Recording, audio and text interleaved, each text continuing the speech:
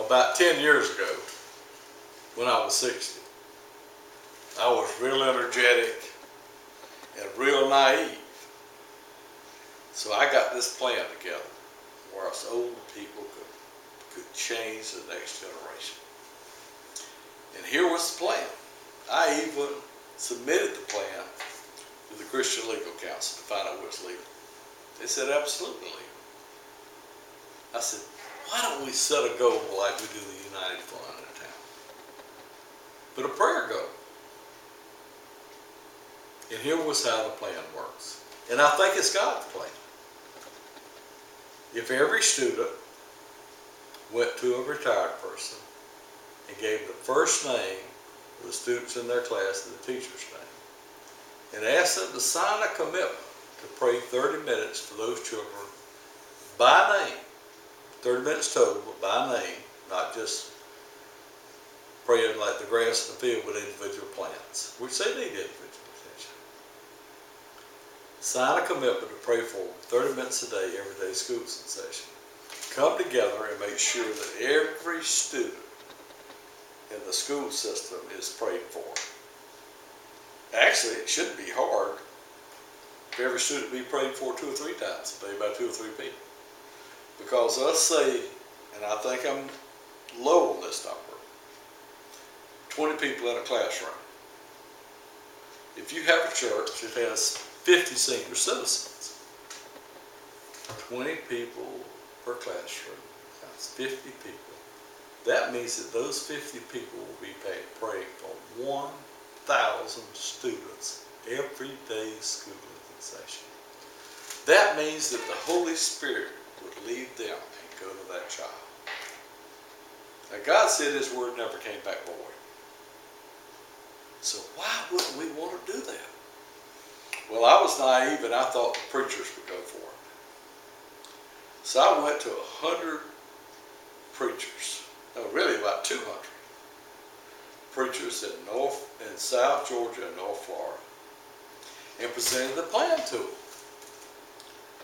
How many preachers do you think were interested in praying for the students?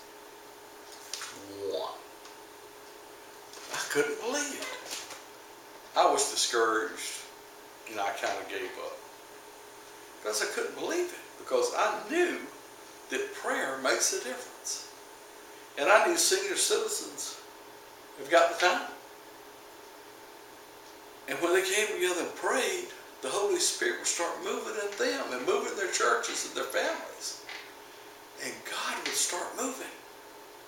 And I know this works because while I was in prison, I was in a co-ed prison for a year in Lexington, Kentucky. In a federal prison, kind of the higher level prisoners go to federal prison. But it was a unique situation because the people from D.C., which were very close to there, go to federal prison. So we had all the D.C. people. Well, we had a GED class. There were 3 of us inmates.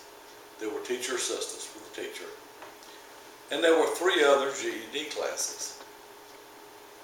And we were a bunch of Christians. We didn't advertise it, but we were. And we prayed for these people, hugged their neck, and did the things we're supposed to do. And it was a positive environment that they'd never been in their life. And you know what? We graduated more people in that one section of GED than all the other 3 together.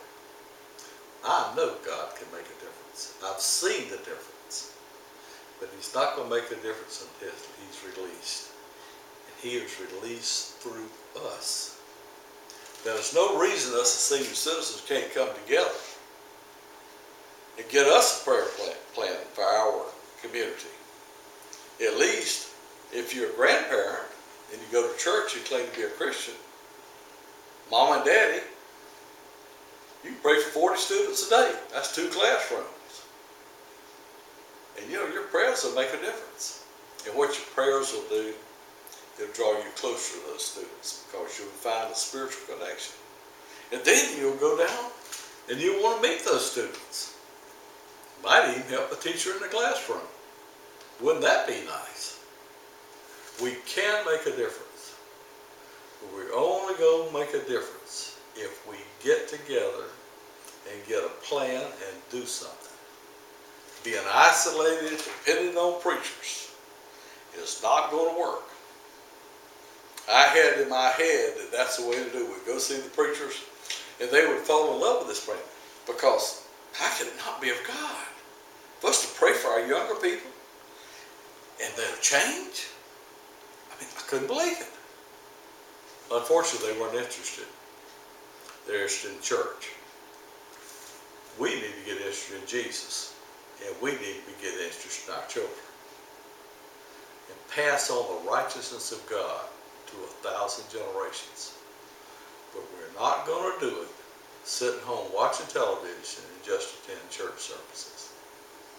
This is Billy Burnett with Steps to Healing America, and we can be victorious.